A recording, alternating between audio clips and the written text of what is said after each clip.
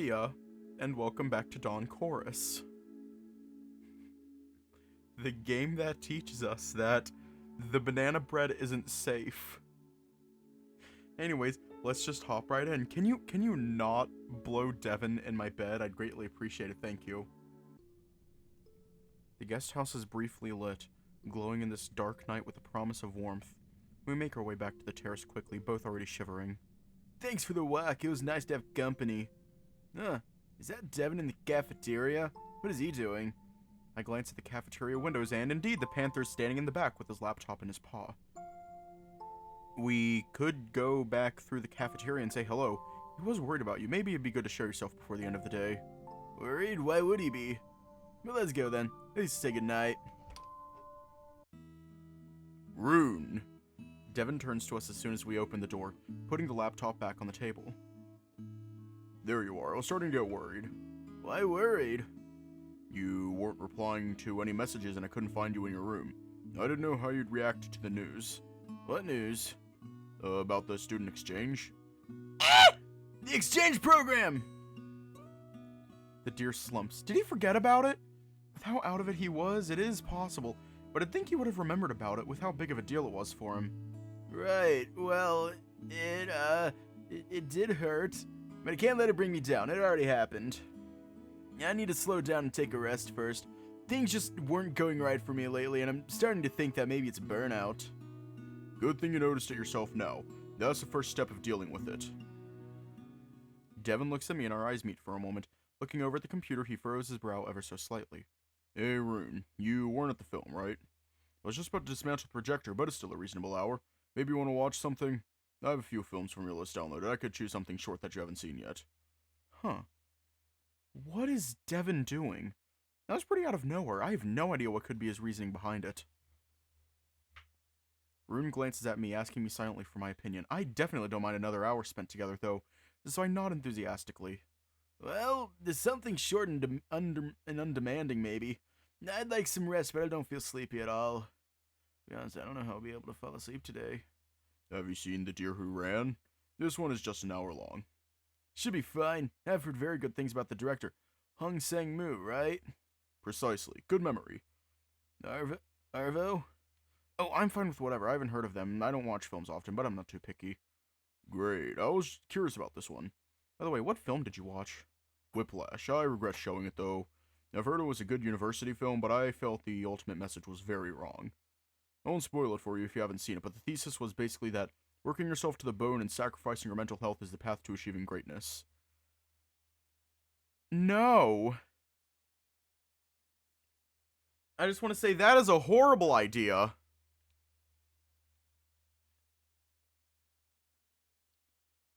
Working yourself to the bone and sacrificing your mental health is not the path to achieving greatness.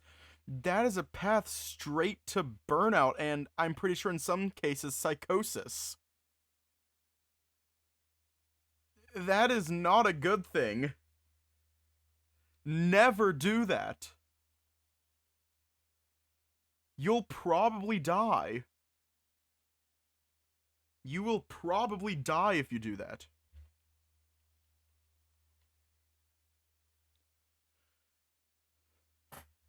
It also indirectly advocated for professors emotionally abusing students. I think that's even worse. That is even worse! I think I'll need to have a talk with the person who recommended it to me, especially considering that he was also a professor. Oh, fuck. Was it Arne? Oh, fuck. Was it Arne? I mean, I'm pretty sure the fucker's into BDSM. He gives BDSM.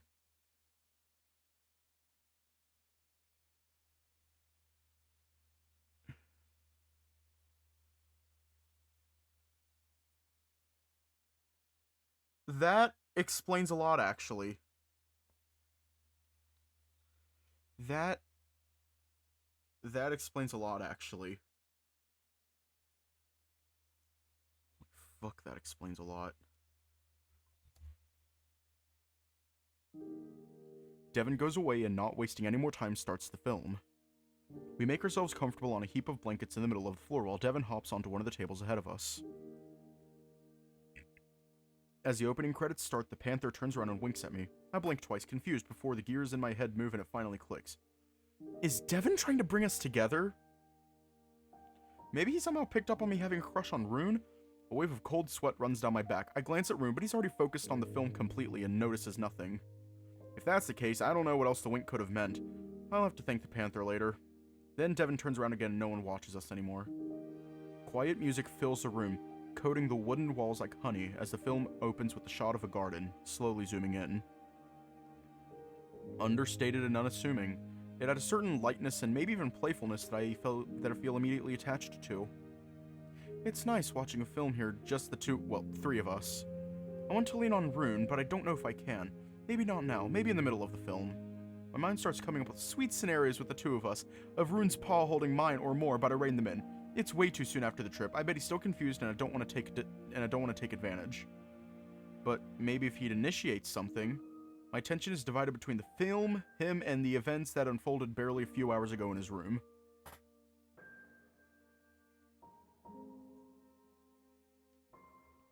His scared face, erratic movements, the panic in his voice. Hang on, I'm gonna check something. Dan Chorus! The return of Dan Chorus! The one and only Dan Chorus! Dan Chorus is real! And now his absolute calmness and the smile he had the whole time in the forest. Destruction and rebirth, a forest fire cleansing the earth, a few steps back to finally start going forward. The moon is bright today, shining through the clouds. It still seems to flicker, though not as strongly as when I was with Rune in his room. Why would it, though? I'd have to ask someone who knows more about astronomy. Maybe a lake or that professor who led the stargazing class the first day.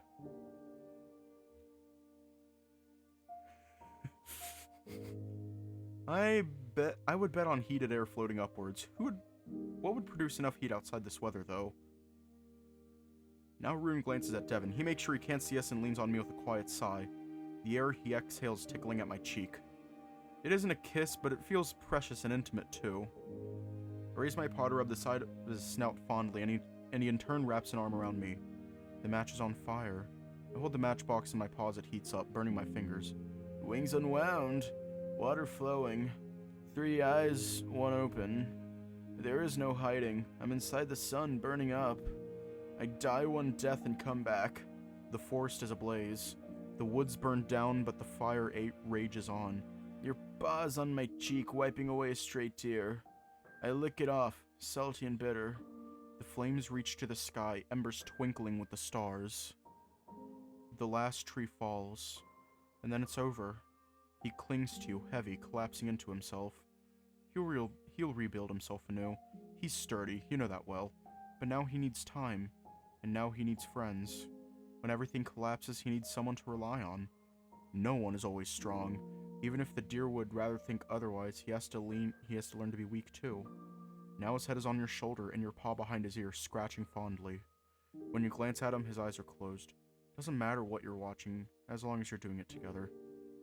After fire comes the silence, and after silence, new life sprouts. Now let the deer rest. As you lean your head against his and close your eyes too, your breaths mingle and heartbeats slow down. Wait. Okay.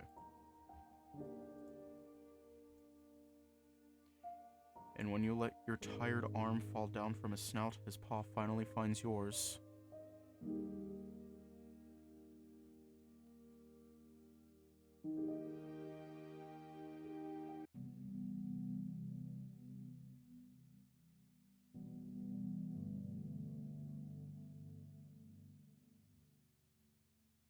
Fire. Everything's on fire.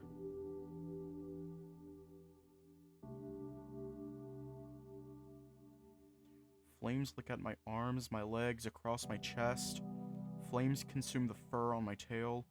There is no pain. There's only longing. The alarm blasts and I rise from the bed, my paws leading me to the window. The flames stretch towards the black nothingness above like paws reaching out. The whole guest house is burning, heat melting the snow around it. and I'm on fire. It's not a flickering flame, it's an all-consuming conflagration. The pent-up energy, after it crosses a certain threshold, it can only explode outwards. Fire can only destroy. I'll lose so much to the blaze. As the fur melts and the skin peels off, underneath it I find a child, lonely and scared, and so vulnerable. It gazes at the moon, this nocturnal presence watching over us, and the moon gazes back, pale-faced, old and wise, and full of compassion. And it tells me, everything is water flowing. Maybe this fire is what I needed. Maybe better now than ever. Maybe destruction was the point. I lie down on the bed again and let the flames close above me. It's not the fire alarm. It's a phone alarm. I'm alive. What a feeling. I feel the blood flowing through my veins, reaching to every corner of my body, from antlers to hooves, pulsating in my temple. I feel my cells working to keep me alive, churning DNA and proteins, the stream of hormones spreading through my waking body. This is me. I am my body, and my body is me. This weight I feel pressing on the mattress is my weight. I move my fingers and they react instantly, nerves transporting electrical impulses through this miraculous, impossible machinery. The alarm turns off by itself. Must have been trying to wake me up for some time already. But this border, this blurry line between dream and day, I don't want to leave it yet, not so soon. There's warmth here, warmth like I don't remember, like a paw stroking my head, like a parent telling me I'm loved. Such a sweet feeling, with no hint of bitterness. Sunlight hits my eyes and pushes me firmly toward awakeness, and I find another warmth between my arms. Arvo. He's soundly asleep, soft and snuggled up to me, face stuffed into my chest, head resting on my arm as if it was a pillow. His breath is steady, blowing through my fur, warming up my skin. I'm so glad he's here. I couldn't bear this night alone. Careful not to wake him up, I put my arm on his back and snuggle him back. Rune. Rune. Rune! I call out into space, to Rune spinning, arms flailing in confusion. Rune! He can't hear me. I can't even hear myself. I reach out, paw extending into the nothingness between us. That's when I notice he's not in front of me. It's a screen that he's floating on. Just a two-dimensional projection trapped in time, spinning around.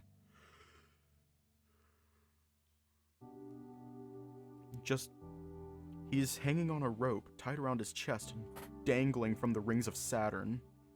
And the universe revolves around, the cut-out cardboard stars twinkling in the studio lighting. A tear flows from my eye and disappears in the fur. We were not meant to be alone like that. We were not made to be alone. We were meant to live like leaves on a tree, crowded and all linked. Alone we wither and die. The scene changes. Waves roll across the sea, gentle like a lover's paw.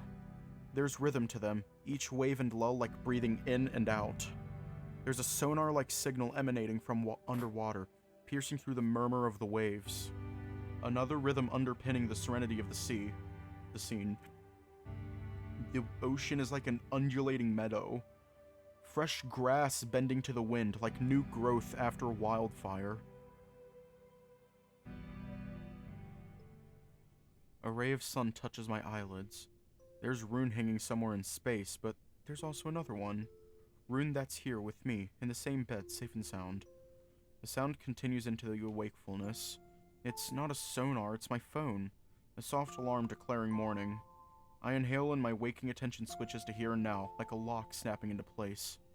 I'm lying in Rune's arms, snuggled into him, fur mingling together, only our underwear between us. My heart jumps, thoughts turning into a frenzy. But I keep completely still. Rune wakes up and get up, and that'll be the end of it. I want to savor every moment of this while it lasts. Measuring each of his heartbeats like ticking of a clock, I lie with my face in his chest. With my eyes closed, he's the only thing I perceive. His scent, like sunrise in the dew on grass, not covered with any perfume now. His chest fur, tidy and well kept, and so soft. softer than I imagined. His warm breath's on my ear. I see the planets again, the universe revolving around. Rune is in the middle, sleeping comfortably, not dangling from anything, and I'm there too, with him, our paws touching. The phone goes quiet.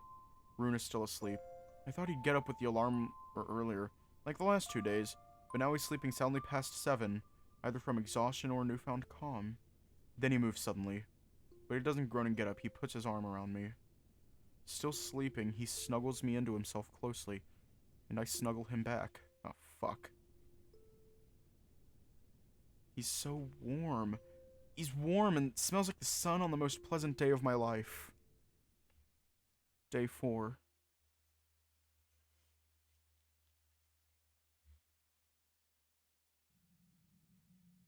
Are you sure it's fine? Gosh, I feel so stupid. I'm sure. Happens to everyone. Not me! Everyone, really. I mean it. You seemed really tired yesterday. No wonder you overslept. Go get some food now. Nothing bad will happen if you're late for the first lecture. Everyone's already late for the first lecture. Yes, by 5 minutes. I'm starting to regret dragging you out of bed. I'm joking, of course. It's not a big deal. Not the first time the bus driver has to wait for the group to get together. You weren't even the only ones late. I know. I'll see you later. Go grab something to eat, and don't you dare hurry. Oh dear. I know, I feel a bit stupid over this too. I haven't heard the alarm, but I didn't want to get up yet.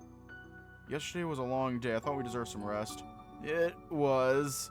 I feel like you deserve some good food after that to perk you up. How about we find a bakery? Sounds good. I think I'm fine with whatever today. The town is still waking up. Curtains and windows opening as we walk past. It's not long past sunrise and the rays of sun pour onto the cobblestone through the gaps between the buildings. There's that fresh, humid scent of the morning mixing with the ocean smell, crisp and invigorating. I feel life slowly coming back to my limbs, the cold air helping more than any amount of caffeine could. I'm gonna turn down the music on my end because it is very fucking loud. Rune is walking next to me, hooves kicking at the hardened snow, downcast. What is going on with him? He's been like that since yesterday. I hoped some sleep would put him back on his legs, but if anything, he looks even more spaced out. Maybe he needs some more time to process the things that happened yesterday. If my dreams were crushed, I doubt I'd be back to feeling groovy the morning right after. Still, it's hard not to be concerned about him. I only hope it's not the mushrooms yesterday frying his brain. Can that happen? I don't really know. Maybe I should read more about it. This is why you don't take mushrooms. 'Cause they fuck you up. He didn't do weed, he did mushrooms. If he did weed, he'd be fine. Did a little puff pass with If he did a little puff pass with Arvo, he'd be fine. But no, he had to do mushrooms. I get it, he was sad. But at some point, I don't know where I'm going with this. See, like, grocery store mushrooms are fine, but psychedelic mushrooms will fuck you up.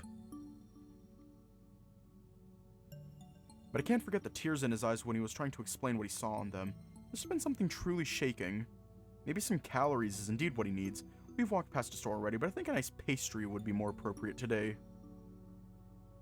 That's what my mom always said. Always did. I suddenly remember, if I had a bad day at the school, she'd take me for a sweet bun to a bakery. Oh, this place looks nice. What do you think? I point to a wooden, old-looking 2-story building, charmingly rustic between 2 newer and taller buildings. Oh, can you smell it? I do, yeah. Cinnamon, cardamom, caramel, bilberries and strawberries, olive oil, and freshly ground coffee. Oh, this is definitely the place.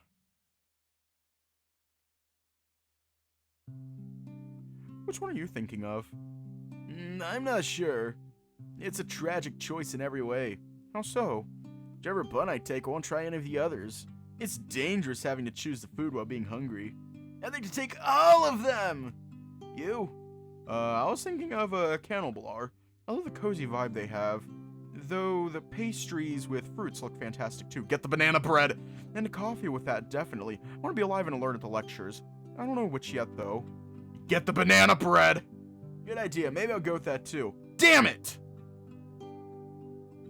Without coffee, I feel like I shouldn't be doing any more substances now. Maybe a good call, yeah. Quite a large menu, but I'm feeling like a regular black. Heavy as my eyelids this morning, and as runes pawn my chest when I woke up. Didn't you say you wanted a Ganoblar? I did, but now you can try this one from me. Bilberries. Thank you, you can take some of mine too. The coffee here smells delicious. The aroma permeates the whole space as much as the mouth-watering smell of the cinnamon and the buns turning golden in the oven. But my own cup of the black gold I'm holding in my paws is doing something unholy to my dopamine sensors. Rune, meanwhile, takes a tentative bite of my bun and his eyes light up. So good! I thought you liked this one. I do! It's delicious! It's perfectly crisp on the outside, but so soft and moist inside. And the berries! These are the most berries I've had in my life. Huh. Let me try. I take a bite too. The bun is masterfully done indeed, but the berries taste just like berries. It is superb! The berries taste just like as I remember, though. It might sound weird, but I swear, everything just feels a bit crispier than usual. Maybe it's just the smell here. What a lovely place. Incredible find for just a random cafe we found on a walk.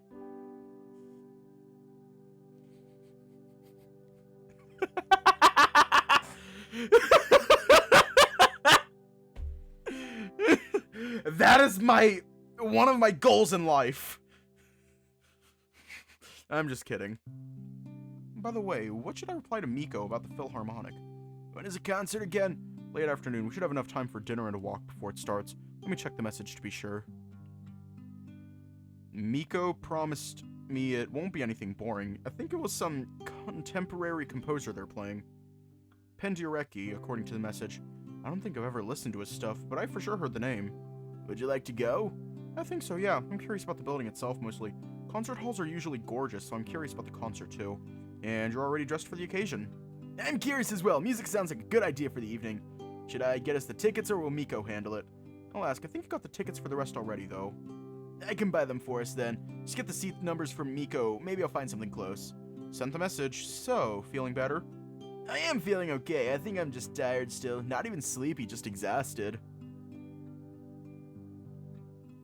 Let's hurry up. I don't want you to miss the lectures because of me. Jorgen! Ah! Took me a minute. I'm sorry, I completely forgot. The color of peaches. One of my favorite colors. I have a t-shirt with this exact hue even. The whole sky is painted like that. The clouds cover it completely. But the sun behind gives it an otherworldly orange cast, like an abstract painting. Are you seeing this too? I look at Rune. He's walking with his head tilted up, eyes absorbing the view. I'm not sure if he even heard me. Only Devin looks at me puzzled. Seeing what? The sky. This color is incredible. Still no reaction from the deer. I tap on his shoulder to get his attention. Earth to Rune, are you there? Yes, just thinking. About what? Not that much, in fact. All my thoughts feel slow, like I ran out of mental capacity. Yesterday wasn't easy on you. I'm not surprised. Did you get some proper sleep today? If you needed to stay in bed, you could have. Better to miss the lectures than to get nothing from them because you're tired. No worries, I'm fine. I slept much better than in days. Me and Rune turn back to the vastness of the sky. Devin stops too, a few steps before us, tilting his head in bewilderment. People walk past us, hurrying home from work, but neither of us really care. Transfixed by the view. You know what would be cool? Being at home and playing computer games. It's the first time I think so in years. I can't remember the last time when I was in the mood for gaming. Huh, you don't play anything? No, haven't in quite a while. Billow's Story was the last thing I've played. That's been a long time ago. That is either Cave Story or Undertale. It's probably Undertale. Don't teach him Overwatch. He might become a toxic player.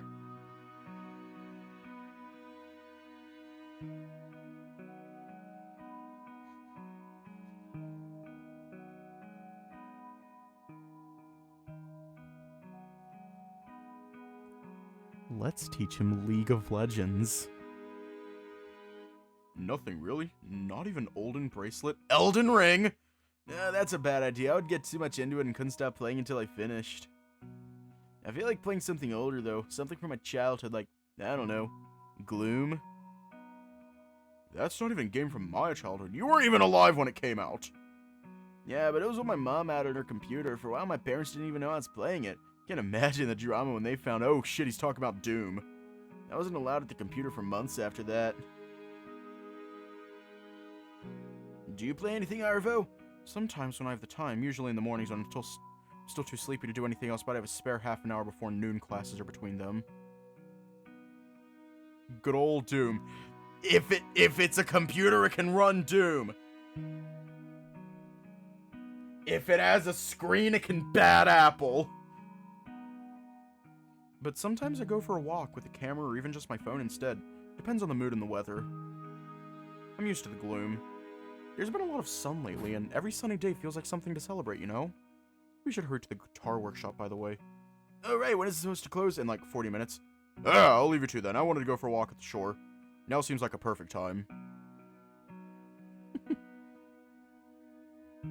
Huh. The sky really is pretty. It is.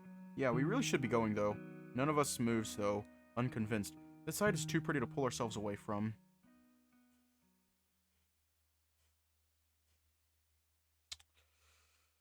Oh god, is the guitar shop owner gonna freak out? We made it! It's an old, rustic-looking building, must be already at least a century old. I expected something like a modern guitar shop, but looking at the signboard that says luthier, I don't think that's the case. It'll be nice to get rid of the guitar already. I feel like extra clumsy with it on my back. At least it's already broken. Don't have to worry about bumping it into the door frames. I'd really prefer for it to still be repairable.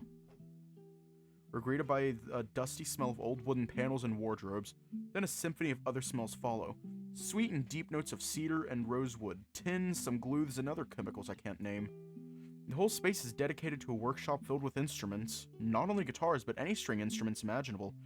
Some look very modern, some as if they were brought here by a time traveler straight from the Middle Ages.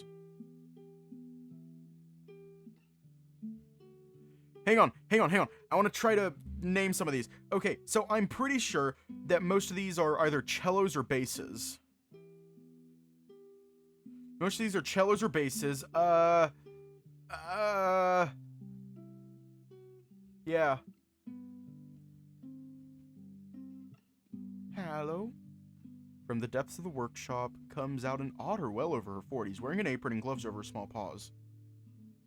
Hello. Air English, okay. I probably butchered that. Sure, what do you need? I brought a guitar. It's fairly damaged. I wanted to see if it's repairable. I'll see. Put it here on the counter, please. Rune unpacks the guitar carefully, his eyes turning sad when they glance over the caved-in side of the wooden body. Oh, what a carnage. This is not looking good. Something heavy fell on it. She grazes the splintered edge carefully with a gloved finger, concern and tenderness softening her hard features. You could say that. Poor baby. A fine instrument. I'm afraid it's ruined. The neck is undamaged. I could tear it off and find another body for it. If you liked how it played, that could be a solution, but the sound won't stay the same. I could look for bodies with a similar tone. Will only be my best guess. The soul of the instrument will be altered. That's a shame. It was my first guitar, and I got it from my mom. It used to be hers. She played a lot back in her school days. She won't miss it, but still. Can't say I loved it. It was old and kind of awkward to play, but it is a shame. There's a tangible pain in his voice when he pronounces was. Poor dear. There was some sentimental value in it. I understand you well.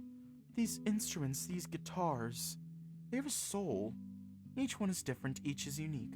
The wood is a living thing. It has that spark of life that makes the instrument into more than just an item. It's always such a shame when one breaks.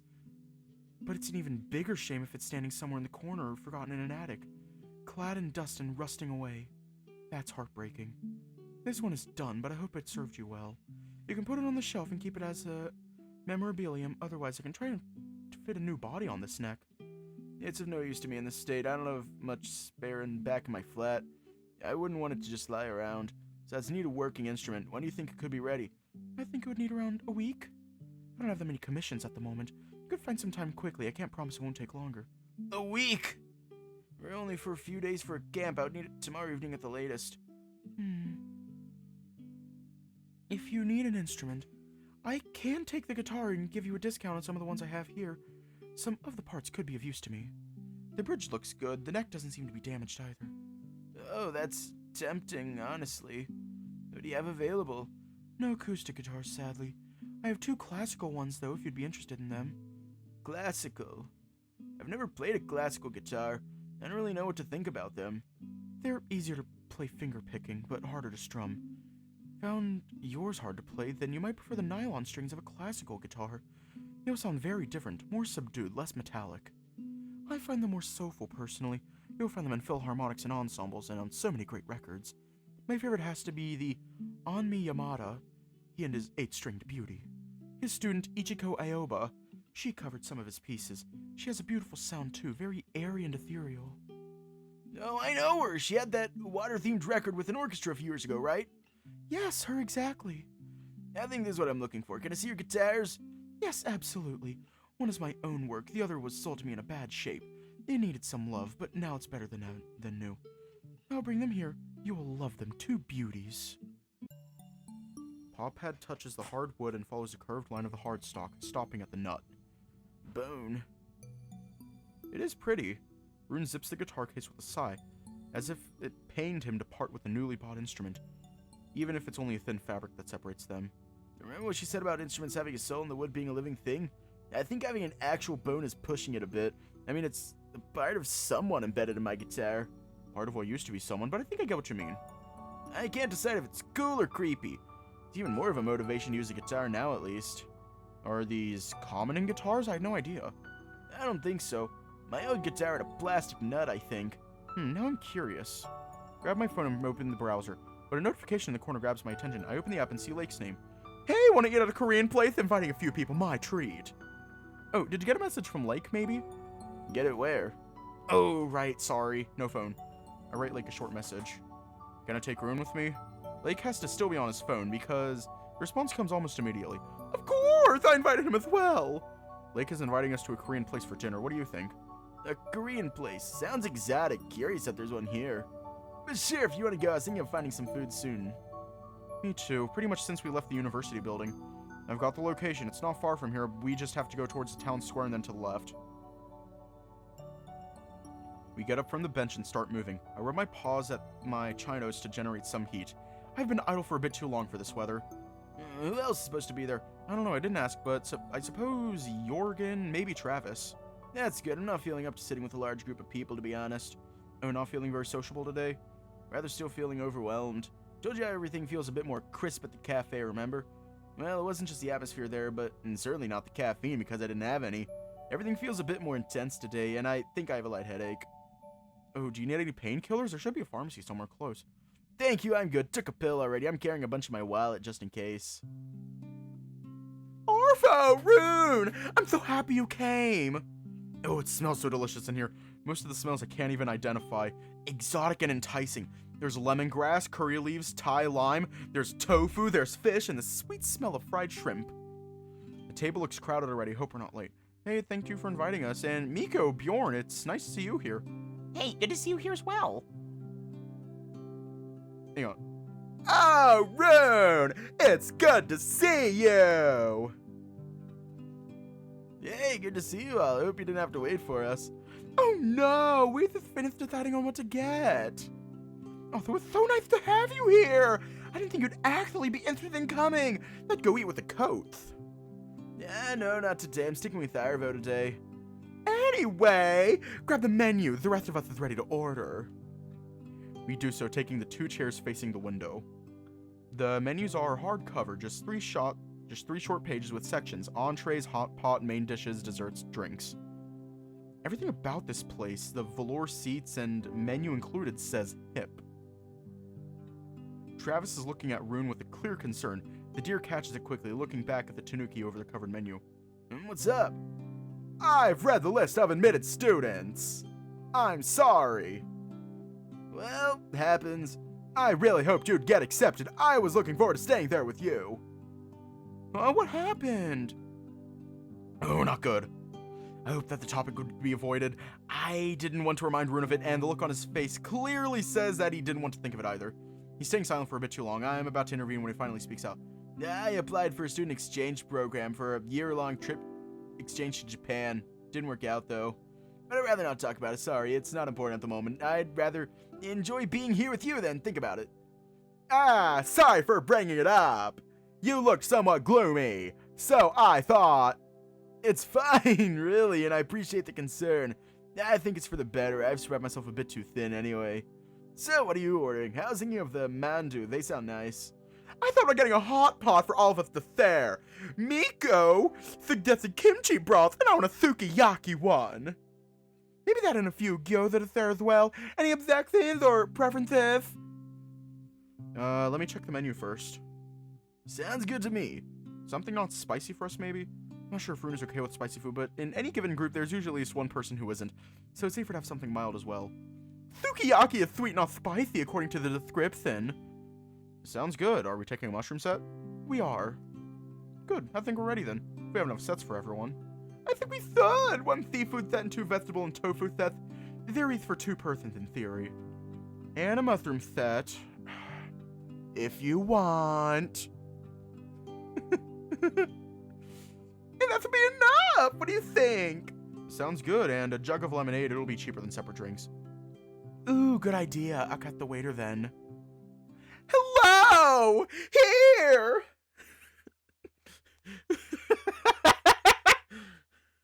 I'm having way too much fun voicing Lake. I'm having way too much fun voicing them. Chopsticks clink against the bowls and pots while our chatting floats like a web of fine threads woven between us. I'm having way too much fun voicing Lake. There aren't many feelings better than this. Sharing a meal with friends, with our paws busy and stomachs full, the conversation between us flows freely, oscillating between the present, past, and future, as we weave our dreams and memories and plans into it. And I get to be there with him. It feels different now than just a day ago when we were having dinner together at the tea room. Now, under the table, his leg is resting against mine, and when our forearms brush against each other, he doesn't flinch but lean into the touch. Sustenance. Sorry, I wanted to do that. It feels like spring. The bells ring around the town against the backdrop of the birds' chorus. And the sweet scent of magnolia and bergamot mixes with the sweet sour aroma of the food. With this warmth I feel inside, the notion that the streets could still be lined with snow seems absurd. Hey, is everything fine? Just making sure. Still feeling overwhelmed? A bit, but I am fine enjoying the food. It's really delicious. Have you tried the gnocchi? I think they're my favorite out of all the food here, especially done in the kimchi broth. It works so well. It does, but it's also really intense. Almost too much. Glad you asked for something mild. Usually I can handle the heat just fine, but here they really went overboard with it. It feels fine to me. Maybe you're more sensitive to heat today as with sounds? Possible, yeah. Curious. He rests his head against my shoulder in an affectionate gesture. To pet the side of his cheek in return, like I did yesterday. Feel a soft fur under my paw pads, but I stop myself. Someone for sure would notice, and it'll look weird here at the table. This has to be the nicest Asian restaurant I've been to. No cap.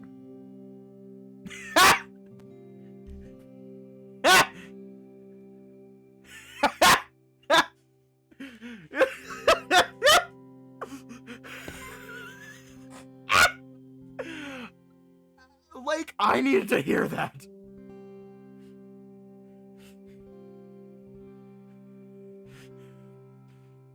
Ooh, what the skibbity?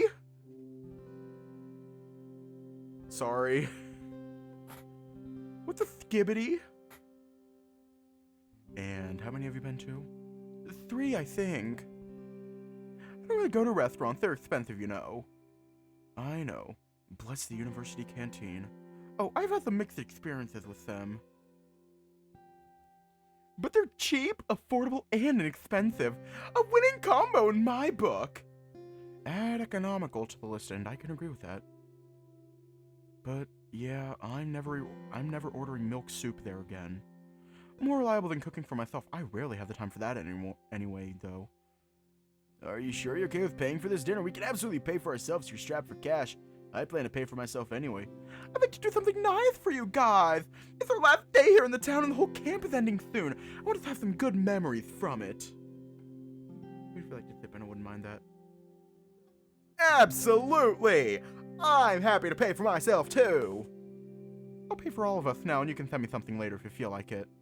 I'll send you something before the concert, otherwise I'd forget. Oh, by the way, who else is going? Other than us, Bjorn and Jorgen. You're not joining us, Slake? Oh, no, not my thing. Besides, I've got some other plans already. And ooh, Arvo! I've just got an idea! You have an instant camera with you?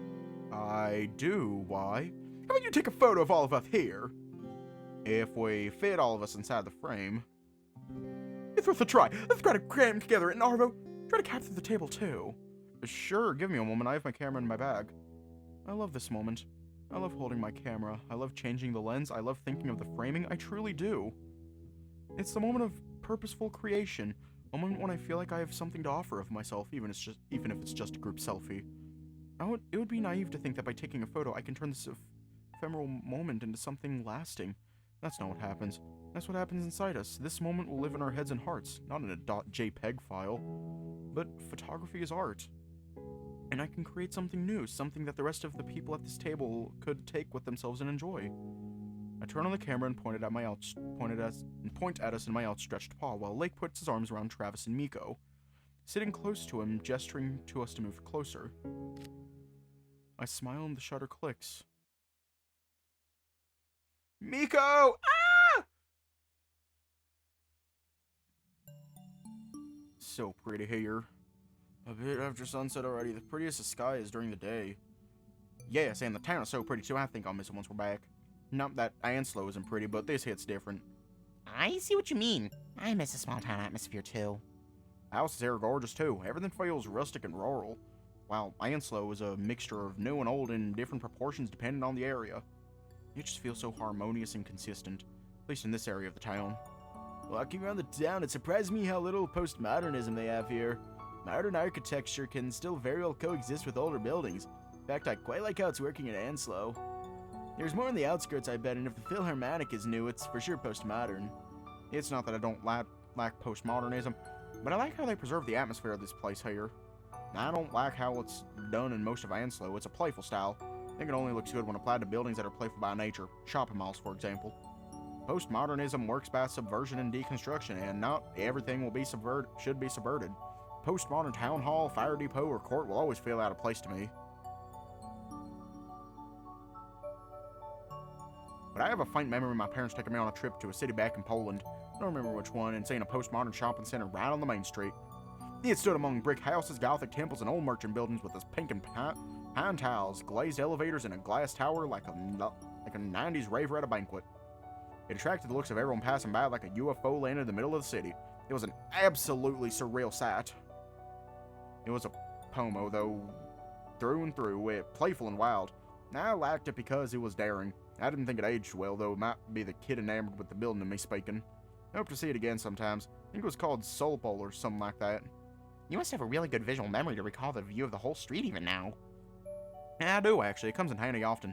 Kind of like I have a camera on me at all times, except only I can't show the photos to anyone else. Sounds useful, yeah. Never thought of drawing or painting? That would be a great use of it.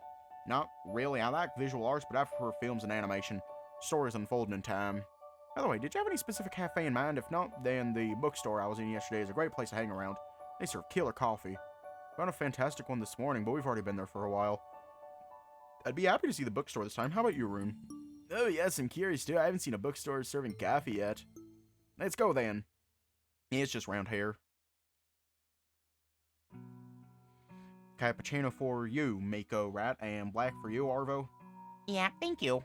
And I think your coffee should be ready in a moment too, Rune. Oh, fantastic! Rune leaves the table and hurrying to the counter behind which a flannel-clad caribou is working on several espresso shots at once. Bjorn, in the meantime, puts mine and Miko's cups in front of us. Here you are. Thank you. Oh, it looks nice. Miko's yellow cup is filled to the brim, a rather crude fox snout drawn on top in milky strokes. Mine, white and double-walled, barely warm to the touch, holds steaming pitch-black liquid. What about you? You didn't get anything? Waiting for my filter coffee. I think they're using V61 drips. They take a while to brew and the barista's busy with another order. Is Rune doing okay? Must really hurt him if he didn't even want to talk about the exchange program. Yeah, I think so. An exchange to Japan, man. Meanwhile, the peak of my dreams is passing the year. If I'd even be qualified to apply for any student exchange, I'd be the proudest student on the campus. Hey, don't sell yourself short. Neurobiology isn't an easy course, and you have other talents. The writing you've shown me was really good, and it's obvious it's something you'd like to do. Oh, you write? No, not really. Well, sometimes, but nothing special. He shoots an exasperated look toward Miko. Starting to think so, maybe. I mean, just yesterday I learned that I failed another exam. Realistically, I don't think I can pass the year. Maybe I should give up on it and start to look for something else. The thought hurts because I've already poured so much effort into it, but what does it matter if I won't finish anyway? I'd only waste another year. You don't need to finish any studies, that's fine too. I'd say you shouldn't press yourself if you don't feel like this is for you. I guess I'll see what I'm going to do. For now, I'm slowly coming to terms with the thought that I need to change something, and it's not easy or pleasant. Anyway, I wish Rune all the best. Maybe he'll get accepted next year. You two look cute together, by the way. I'm gonna spill my coffee. Oh, I've seen how you looked at him, and I've seen his smile when he leaned on you. We look cute, you say? You do, yes. Were we really that obvious? Yes. I hide my paws under the table, grabbing my tail. I want to hide under my chair from embarrassment, but at the same time, their words feel so nice I feel like melting. Look at this! Doesn't it look fantastic? He sits down cautiously, putting his layered drink on the table with admiration in his eyes. What's that?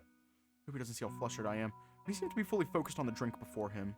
And I can't blame him, with the gorgeous gradient of dark coffee on the top mixing with the ice with the clear liquid at the bottom of the glass, finished with a slice of lemon and a pasta straw drove through the cubes to the bottom.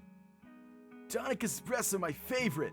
They didn't have it on the menu. It's not really a good fit for the season, but I asked if they could make me one and they said yes. I'm not a fan of tonic personally, but it looks so good.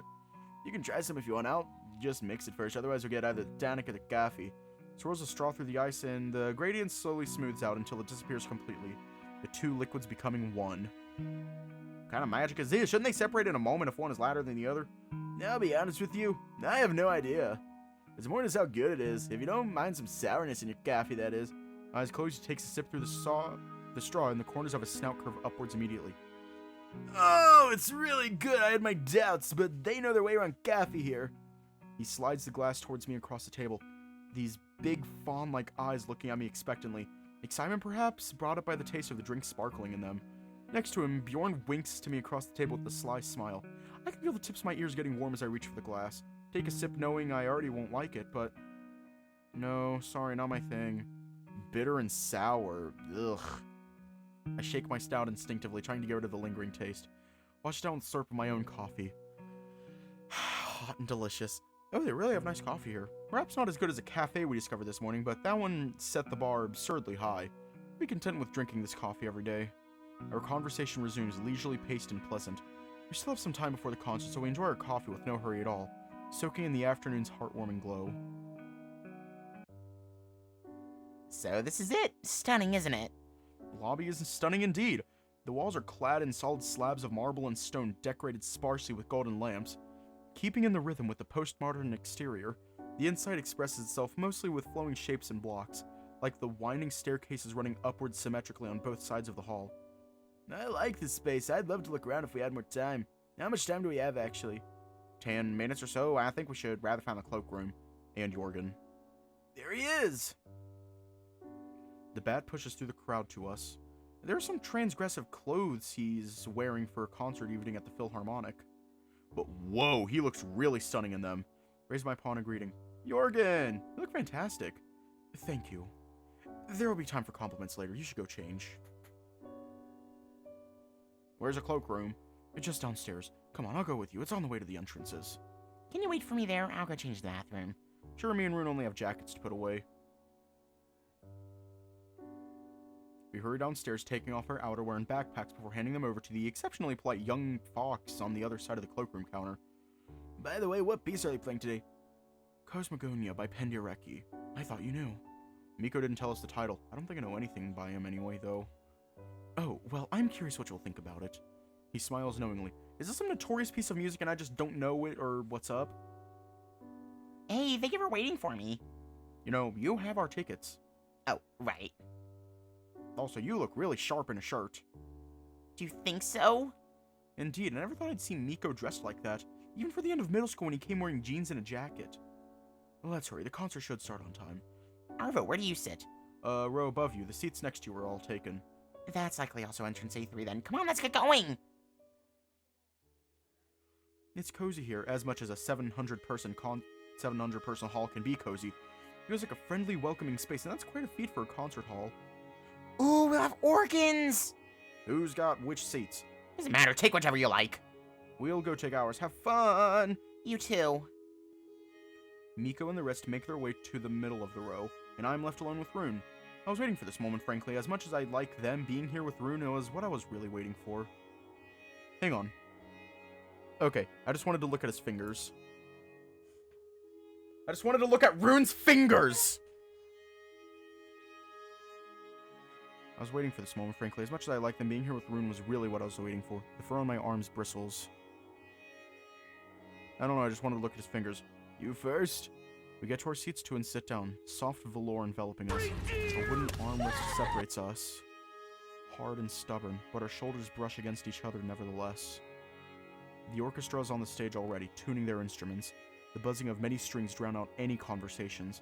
It's a pleasure to listen to. The notes travel around, searching for their correct pitch. Like bees joining into a swarm, chaos organizing itself into harmony. It's music in itself, isn't it? Even if many would dismiss it as pure noise, there's still textures and tension. Fuck. Notes and intervals, harmony and melody emerging from them like an interference pattern. Hands on everyone's clocks are nearing the full hour. There's some tension in the air, an excited tone in the people's voices, something that tells me it's a special occasion. The way everyone's dressed says so too. Black dominates the color palette with occasional crimson and white. Looks like everyone was wearing their best clothes this evening. A beautiful hall, really. Nicer than the one in Anslo, but it's also newer, so it makes sense. I haven't seen the one in Anslo yet. Last time I was in a Philharmonic was more than a year ago, on a high school trip to Helsinki. You could go there sometime. I'm rarely there because I don't have anyone to go with, but I'd love to go with you. Yeah, I can check the repertoire later. It would be lovely. I'm already dreading how much it would cost, but going there together would be indeed nice. Just the two of us. Just the two of us. We can make it if we try. Could even be a date. My cheeks get hot as I remember Bjorn's words. We look cute together. Suddenly the buzzing sound dies down, and a second later everyone in the audience too. In an instant, the anticipation turns so thick I could cut it with a knife and spread it onto toast. The orchestra stands up, the double door in the side opens. Out of it comes a conductor, a caribou wearing an all-black tux, making his way to the center of the stage and onto a platform in the middle of the roar of enthusiastic clapping. A dignified, courteous bow, and he turns to face the ensemble. His paw in the air, the stick held between his fingers like a wand. He holds it still for 10 long seconds before a flick of the wrist sends the machinery of the orchestra into motion.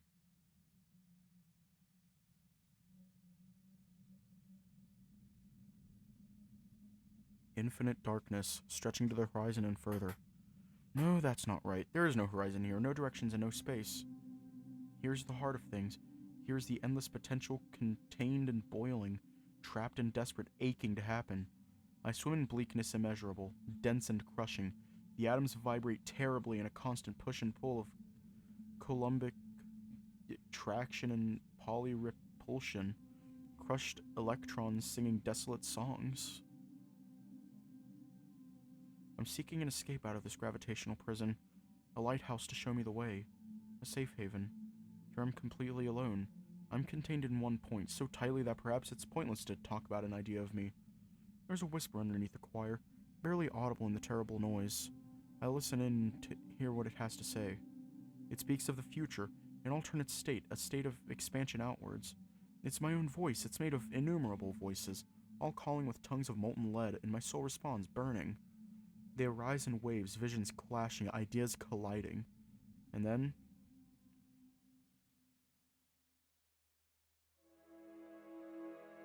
fire. All around me. Fire. Flames lick at my arms, my legs, across my chest. Flames consume the fur on my tail. Notes light up the space like stars, blinding stars in all the directions. The sky isn't dotted with them, but lit up brighter than the brightest day. Forms emerge from the chaos just to collapse and become chaos again. The matter ebbs and flows between the blurred boundaries and the pliable fabric of space and time. There are no colors but white and burning red, so it's so bright it's impossible to look at. And everything is drenched in music and the clashing songs of atoms. Or maybe the music is everything, like a tapestry of consciousness. There is no pain. There's only longing. And what is this longing for, really? What is this void between the atoms, this expanding space, this yawning emptiness, this negation of existence? I never really thought about it. I devised ways to fill this void inside me, to bridge this gap between who I am and who I want to be, but I never asked myself what this void is. I see things so much clearer now. The walls I built and the weight I accumulated around me, they all cracked and brittle. In this explosion, in becoming, gaps appear in the fabric before me. For everything I am, there are a million things I'll never be. Desperate to be everything, I look at others and see all the things I'm not. I set my aims wrongly. All my life I believed things about me that were plainly false. The framework that I've built my life around only hindered me. And it all came down like a crumbling castle. But where do I go from here?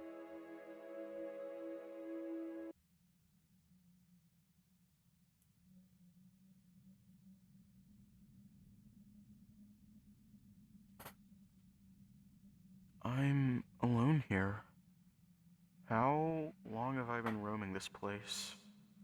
Dunes stretch almost to the horizon, tall mountains rising behind them, barren rocks barely visible against the dark sky. When I had tried to walk towards them, they stayed in one place, immovable, and I couldn't get an inch closer. Here at the shore, with the sea on one side, I feel safer. I thought at first that this was someplace on Earth, but it can't be. The laws of physics don't seem to apply here.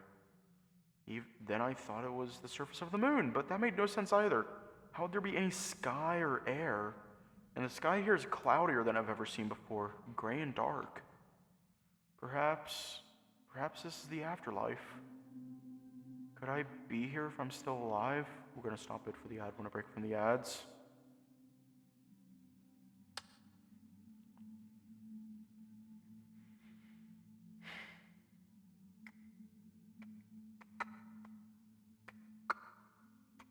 Do you know ads dance?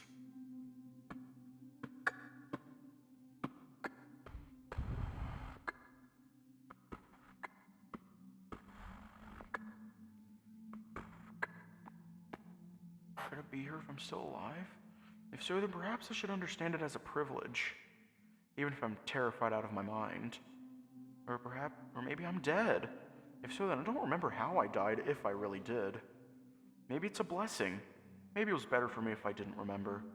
When I try to recall any details of my life, almost nothing comes to my mind, save for some blurred faces, smells and tastes. Everything is hazy and morphing as if beyond a warped pane of glass, unreal and distant. I couldn't reach out to anything. Everything disappeared, but the question remained. What have I done to deserve this? Why am I here in a space outside time, where nothing happens? The ground shakes and rumbles, sand shifting between my padded fingers as a voice says directly to my ears.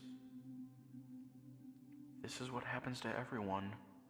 It's a place for reflection before you venture forward. My life starts to come back to me slowly, unfolding like a flower blooming. And as petals gain color and unfurl, all my friendships, all my bonds and affections grow before my eyes. The loneliness crushes me, overwhelming and terrible. I'll never see them again. I'll never even have a chance to say goodbye. All the words unsaid, all the feelings uncommunicated, all of it went to waste. And all the hurt I've done to them, every single one is like a stone at my neck. It's enough to crush any willpower I have left, and I drop to my knees wailing. My tears are tears of joy, too. I'm thankful, yes, for each of these faces. I'm happy that I got to meet every single one of them. With them I felt fulfilled, part of something bigger than me, a blossom on a cherry tree. Who would I be without them? A single yellow leaf on a dead branch. Light beams from the ground, straight up, just pure light, and I am lifted up into the air as if I found out what I was supposed to understand. I found the exit. And where is forward? Forward is anywhere my whim leads me. Yesterday I saw the world for the first time once again. It was dressed in mossy green and enigmatic secrets, vast beyond words, laying open before me with its orchids and cities and oceanic depths unexplored. I look up at the sky and saw the stars, feeling again the vertigo-inducing distance that separates us. I entered a grove and found myself lying on the forest floor trembling, so full of life it overwhelmed me. I lay down next to me and trembled too, with the endless of the beauty of everything that is under the sun. I couldn't spend my day in that place, no, but now I know I need to be there sometimes to regain strength and refresh myself. To lie down in the grass under the full face of the moon and see myself illuminated in its light, ever changing and growing. To walk between the trees and touch the rough bark instead of imagining it from the bed of my room. If yesterday was an implosion into myself, the reduction to a single atom, and then that atom dissolving into everything that ever was and will be, then this is an explosion outwards. And that's where I go from here, outwards. I thought it was a naive thought, that the trees and the mountains, the sea and the sun rising and setting, the dawn chorus to greet me in the morning and the bugs' night song were enough, that I don't need anything more. But perhaps it was just as naive, if not more, to believe that I had to achieve something to be happy. I know that already. Casting the layers aside, digging down to the child within, seeing his eyes full of wonder, I know what I want, and I know what I need. I need to be taken care of. And I need to take care of people. I need to be a part of things, surrounded by life and laughter, and conversations lasting until the morning, when we leave the flat to watch the sun rise over the land that's our home. This fire all around me, coming in waves, it's love. My own love that propels me forward, my own love that gives my life meaning, my own love that I never tapped into. It's always been here, dormant, until the gates burst open. Love is simple. I pour my feelings out and they pour back into me in an equal amount. And I have so much to give. I never knew that, thinking I had to be successful, that I had to earn my value. Never thought of looking inside to search for it. Never thought I had something to offer. What I felt holding Arvo in my arms this morning, how I feel being around him, this is something new and something that I feed on, and it's like honey in my famished maw. It makes me happy, and what more could I want?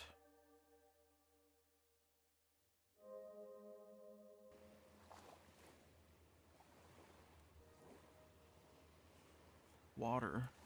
Like a myriad-faceted gem, distant lights reflecting in the shimmering surface, the ocean lies open before us.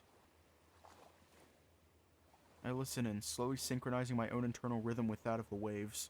And I listen to myself. What does my body tell me? Electrical impulses go off like fireworks in my fingertips, traveling to my brain and back. I'm in love. The words echo in my head, peach-colored warmth spreading through my body. It's like a sun's blazing heat, more like a warm blanket on a winter day, fuzzy and cozy.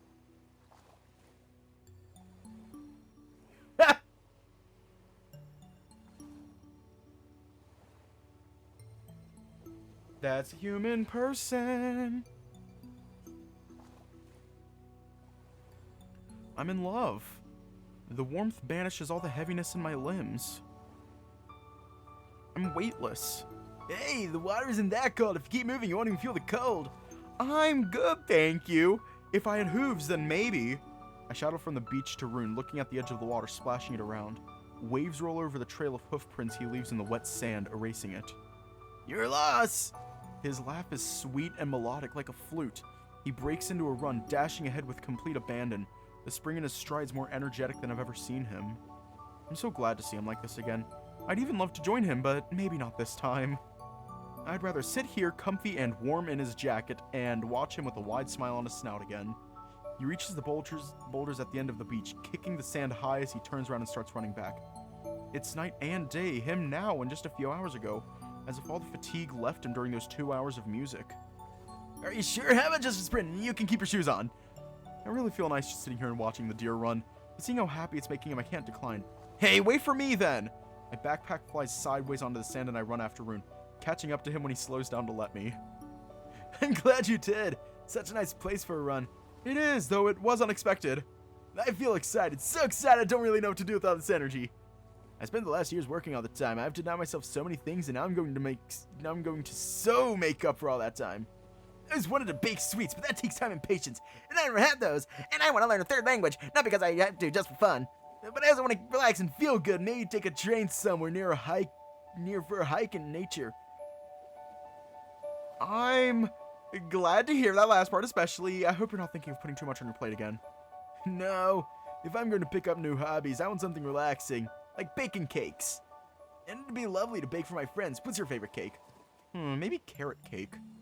Time for me to learn how to make a carrot cake then when we get back. What's with that tempo? My mother runs faster.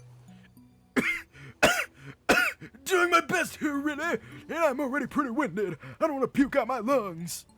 How about a last full speed sprint, then we can rest. Seriously?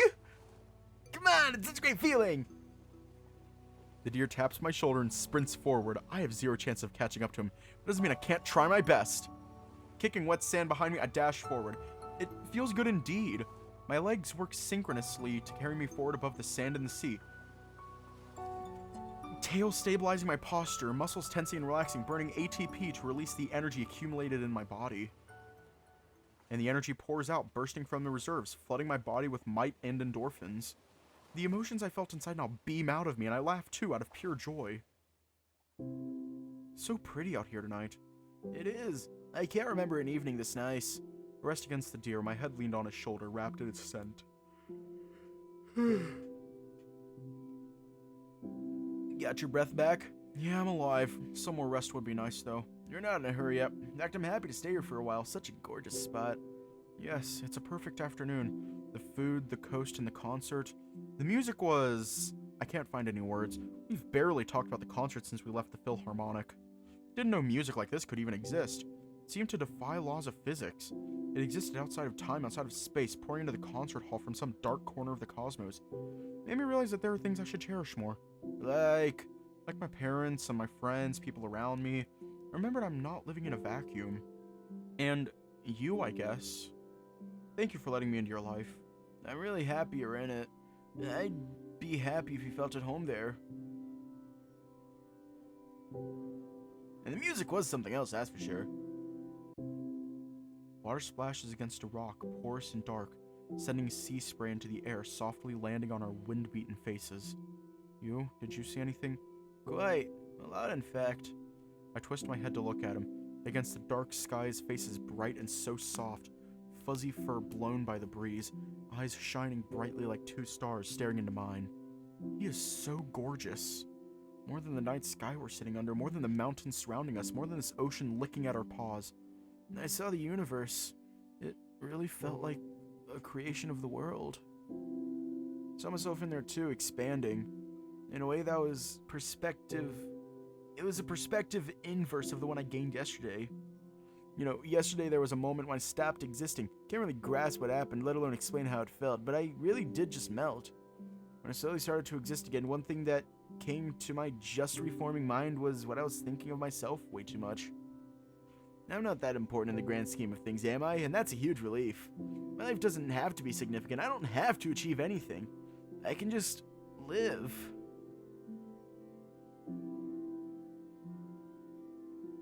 And that's a good feeling. There's still so much time. I felt like I was racing with it. Now I see it spreading before us like an open sea. His paw finds mine, with hesitancy but also determination. I grab it, soft and warm, and hold it. What's between us, I wonder? I want to ask, clear all the doubts, shed light on the in-between, say out loud what's between the lines. But there's a chance I get rejected, and I don't know if my heart could take that at this very moment. Before the camp ends, we still have time. Draw little circles inside Rune's palm with my claw. We still have time.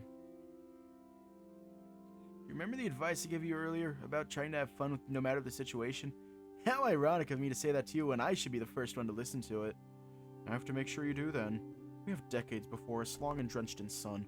The stars dotting the sky blink gently, and with the wide expanse open before and above me, I feel like I'm standing at the edge of the world.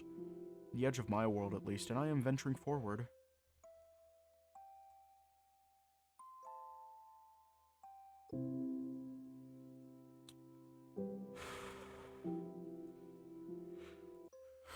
That was something.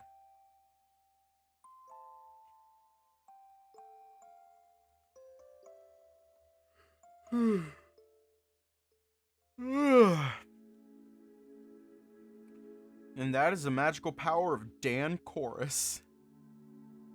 Anyways, stay safe, have a good night, and I will see you all tomorrow.